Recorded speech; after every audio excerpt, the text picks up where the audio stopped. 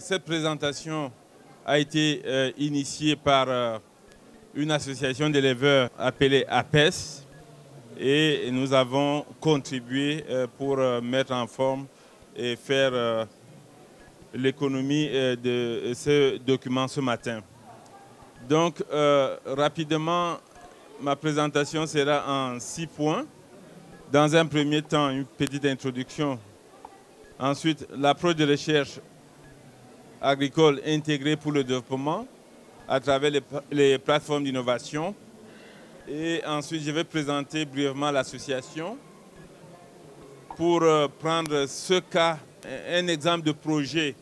Je crois que le directeur exécutif a parlé de 58 projets que le CORAF facilite à travers l'Afrique de l'Ouest et du Centre.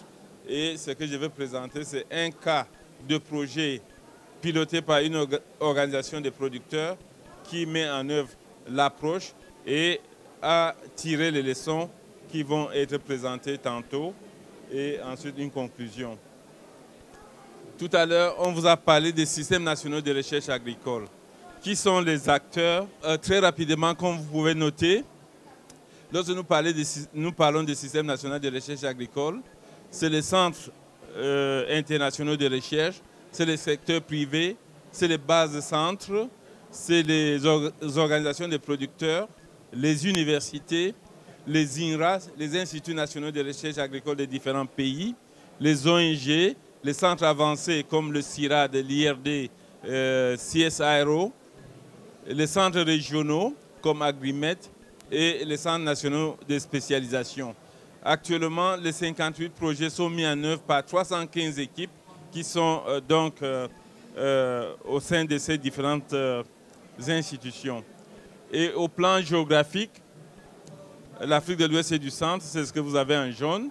Et comme base centre du CORAF, enfin facilité par le CORAF, vous avez le laboratoire de Facha au Tchad, le PRASAC, le Kaabab sur banane et plantain au Cameroun, le CIRDES sur l'élevage au Burkina Faso et le WALIC qui travaille sur les races trypano-tolérantes basées en Gambie. À côté de ça, nous avons depuis 2009 développé ce que nous appelons les centres nationaux de spécialisation et ceci dans le cadre du programme de productivité agricole en Afrique de l'Ouest. Et comme vous pouvez le noter, nous avons 9 centres qui sont spécialisés par rapport aux spéculations jugées prioritaires pour le développement et la sécurité des populations dans le cadre de la CEDEAO, dont les 15 pays d'Afrique de l'Ouest. Je ne vais pas les citer, mais vous pouvez noter que chaque pays, enfin 9 des 15 pays, disposent d'un centre national de spécialisation qui développe des activités de recherche, mais pour d'intérêt régional. Donc, c'est des biens publics pour la sous-région. Maintenant, en termes d'approche de mise en œuvre des plateformes d'innovation, comment ça fonctionne? Nous partons d'une analyse communautaire avec les populations, ensuite une étude chaîne de valeur et on essaie d'aller en profondeur, l'analyse des acteurs, les technologies, les bonnes pratiques disponibles, les enjeux, les opportunités qui existent dans la région, l'analyse des marchés. Et tout cela nous permet d'identifier un point d'entrée qui peut être la matière organique, la biomasse, la production de lait, ainsi de suite, ainsi de suite. Ensuite, les acteurs qui sont intéressés se retrouvent en termes de producteurs, de services techniques de vulgarisation, des ONG qui sont disponibles dans la région, des fournisseurs d'intrants, de la recherche, des commerçants, des transformateurs. Bref, en fonction des types d'entrée, de points d'entrée, on peut donc avoir une diversité d'acteurs qui manifestent un intérêt sur le sujet. Et ensemble, donc, ils vont essayer de travailler pour construire la plateforme, pour essayer de, à travers la facilitation, avoir des capacités renforcées au niveau organisationnel, au niveau technique et toutes les technologies qui peuvent contribuer à améliorer le point d'entrée ou la spéculation ou le produit qui a été choisi sont donc mises en œuvre au niveau de la plateforme et grâce à un facilitateur et le suivi et évaluation, on a en très peu de temps des impacts que la plupart de nos partenaires souhaitent voir dans le très court terme. Donc c'est une démarche qui permet en peu de temps d'amener les acteurs à adopter les technologies, les transformer en innovation pour mieux les approprier par rapport à leur contexte. Donc c'est ce que nous allons voir tout à l'heure. L'association pour la promotion de l'élevage en Sahel et en savane, APES, est une organisation de producteurs qui a gagné un projet compétitif du CORAF. Il a donc, comme vous verrez tout à l'heure, mobilisé l'ensemble de la recherche et des universités et des compétences régionales pour dire que mon problème, c'est ça, je souhaite que vous m'aidez à résoudre le problème. Et à travers donc, un projet, ils ont pu gagner un financement de 2 100 000 $ US sur un financement de l'Agence australienne d'aide au développement qui avait été affecté au CORAF. Et le souhait, c'est une intensification durable des systèmes de production, élevage, agriculture en Afrique de l'Ouest et du Centre. L'APES, comme je l'ai dit tantôt, c'est une association créée il y a 25 ans, dont le siège est au Burkina Faso, et qui a des grands centres au Cameroun, au Burkina Faso et au Sénégal, et couvre 12 pays d'Afrique de l'Ouest et du Centre. Actuellement, ils ont 30 000 membres à travers cet espace. Et la vision de cette organisation, je n'ai pas changé tel qu'ils ont présenté, c'est élevage familial moderne de vie qui respecte la vie de l'animal, celle de l'éleveur, la santé du consommateur, l'environnement et se préoccupe de son renouvellement. Cette association a donc mobilisé une plateforme de recherche composée de l'Université de Bobo, de l'ISRA au Sénégal, de l'ITRAD au Tchad, du CEDC au Cameroun, de l'Université Institut du Sahel au Cameroun, de l'IRAD au Cameroun, de l'IRI, qui est un centre international sur l'élevage, du centre régional Agrimed basé au Niger et d'un cabinet d'études basé au Cameroun, ARDSCG. Donc c'est l'ensemble de ces acteurs qui accompagnent la mise en œuvre de ce projet porté par l'association des éleveurs. Et pour cette association, voilà ce qu'elle donne comme la définition d'une exploitation familiale, modèle. C'est une ferme où les paquets technologiques sont introduits et adoptés et qui permettent d'améliorer considérablement la production pour permettre la couverture alimentaire, que cette couverture soit supérieure à 12 mois. Parce qu'eux, ils travaillent sur la base des bilans. Est-ce que la production agricole permet à la famille de couvrir ses besoins sur l'année? Il y a des familles qui sont à 6 mois de couverture, d'autres qui sont à 9 mois. Les plus performants sont à 12 mois. Et les plus grands producteurs dépassent 12 mois et dégagent des surplus qui sont vendus sur le marché. Donc, c'est cet instrument, cet indicateur qui est utilisé par cette association pour voir les performances des exploitations familiales.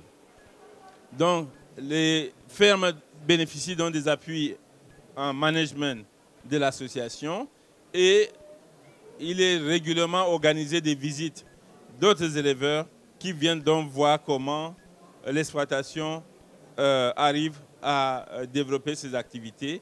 Et cette activité, enfin, les visites sont régulièrement médiatisées pour permettre à d'autres éleveurs de pouvoir le considérer comme un exemple à apprendre. Pour mettre donc en œuvre le projet, l'association avait pour point d'entrée la biomasse. Parce qu'en saison sèche, le problème d'alimentation du bétail pour les éleveurs, c'est le premier problème. Et ils ont dit, notre premier problème, c'est résoudre les questions d'alimentation en saison sèche. Ils ont donc choisi d'investir, sachant qu'en investissant sur la biomasse, ils vont augmenter la production animale qui va permettre aux ménages de dégager beaucoup plus d'argent. Et entre-temps, des nouvelles technologies sont proposées, telles que le maïs à haute valeur en protéines, la culture de soja, qui sont des choses, des spéculations qui n'étaient pas à leur niveau, d'autres technologies sur la conservation des eaux et des sols, sur la production des biomasses à travers les plans de couverture, l'introduction des plans de couverture dans les systèmes de culture, et tout cela, les questions de santé, d'alimentation, toutes ces technologies dans le cadre de l'exploitation permettent donc d'améliorer la production et la productivité, d'avoir plus de biomasse, de dégager, de produire de l'énergie à partir du fumier et d'augmenter les revenus des producteurs, que ce soit en CFA ou en NRA. Bref, voilà comment, à travers un point d'entrée qui est la biomasse et l'introduction des technologies, l'exploitation familiale devient hautement productive et dégage des revenus qui sont utilisés par la famille. Maintenant, comment l'exploitation familiale se situe par rapport à la plateforme? Ces exploitations qui sont des modèles vont donc être utilisées dans le cadre d'une plateforme à travers tout ce qu'il y a comme technologie et bonnes pratiques mobilisées. Et dans le cadre des plateformes, l'échange de connaissances par rapport à tous les acteurs impliqués permettent donc d'augmenter la performance de la plateforme, et l'ensemble des producteurs au sein de la plateforme ont beaucoup plus accès au marché pour écouler leurs produits, et c'est comme ça que ce système fonctionne. Actuellement, l'organisation a 9 plateformes fonctionnelles. Quand je dis actuellement, c'est en décembre 2013. 9 plateformes sont fonctionnelles et ils ont fait une analyse pour voir depuis un an que ces plateformes ont été mises en œuvre, quel est leur degré de fonctionnalité, et ils ont tiré des leçons qui seront présentées tantôt. Donc au Sénégal, c'est 2 plateformes. Une plateforme sur bétail viande et une autre plateforme sur le lait. Au Burkina Faso, c'est 3 plateformes, bétail, viande et lait. Et au Cameroun, c'est 3 plateformes, 2 sur le bétail, viande et une plateforme sur le lait. Comme je l'ai dit tantôt, c'est toutes des plateformes qui ont été mises en œuvre à partir de janvier 2013 et au bout d'un an, ont commencé à donner des leçons qui sont encourageantes. Qu'est-ce qu'on a appris comme leçon? C'est déjà la facilitation des activités des plateformes assurées à travers la formulation et les tests des rations qui sont utilisées tantôt pour l'embauche ou pour la production de lait. L'amélioration de la qualité du lait, parce que les vaches actuellement sont testées par rapport à la brucellose, et les questions de santé à travers les tests d'acaricide que la recherche peut venir faire pour identifier les meilleurs produits qui vont donc limiter les pertes à cause des tiques. La formation des acteurs, le développement des outils de facilitation tels que le plan d'action, les règles, les procédures consensuelles, bref, comment la gouvernance des plateformes peuvent être mises en œuvre, et tous les processus sont donc développés, les capacités des équipes sont renforcées et des analyses et des développements de stratégies et des mécanismes d'accès aux intrants et services sont mis en place pour réduire le coût des intrants et faciliter aussi leur accès. Et il en est de même des mécanismes de mise en marché des produits tels que le lait ou la viande. Ici, c'est une plateforme lait au Burkina Faso, plus précisément pour ceux qui le connaissent à Banfora. Avant, les femmes portaient le lait sur des calebasses et parcouraient des kilomètres pour aller les vendre dans les villages. Aujourd'hui, la collecte s'est faite au niveau de la plateforme et de manière la plus simple possible à travers un système très simple, mobilette, avec un attelage et des bidons qui permettent donc d'écouler le produit vers la laiterie qui s'occupe donc de la transformation. Et du coup, on a des petits commerces qui sont développés au niveau du village qui vendent des produits transformés au même titre que Coca-Cola ou Pepsi. Et je crois qu'aujourd'hui, ils parlent de l'or blanc dans cette localité. Au Cameroun, les politiques s'approprient des plateformes d'innovation et pour nous, c'est un engagement, c'est un gage de la durabilité de ces mécanismes. Et c'est des plateformes très bien fonctionnelles où la production de lait trouve actuellement un système de services d'appui et également de commerce et de transformation. Qu'est-ce que l'association a appris comme leçon? Elle dit que la recherche est un acteur majeur qui contribue au processus de développement, mais n'en est pas le seul. Parce que au sein de la plateforme, le privé a toute sa place et facilite toutes les questions d'acquisition d'intrants ou de commerce des produits, ce qui permet donc de mettre les exploitations familiales en accès direct sur le marché et les produits sont mieux générés. Les chercheurs, c'est les producteurs qui le disent. Les chercheurs doivent sortir de la configuration linéaire traditionnelle, à savoir recherche, ensuite vulgarisation, pour se connecter dans un processus multi-acteurs.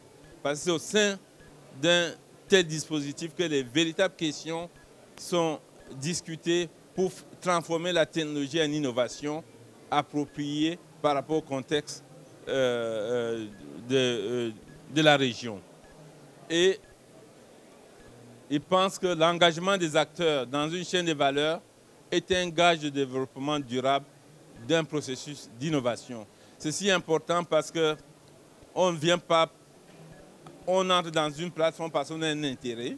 Et il faut qu'on soit engagé, sinon c'est des constructions fictives. Et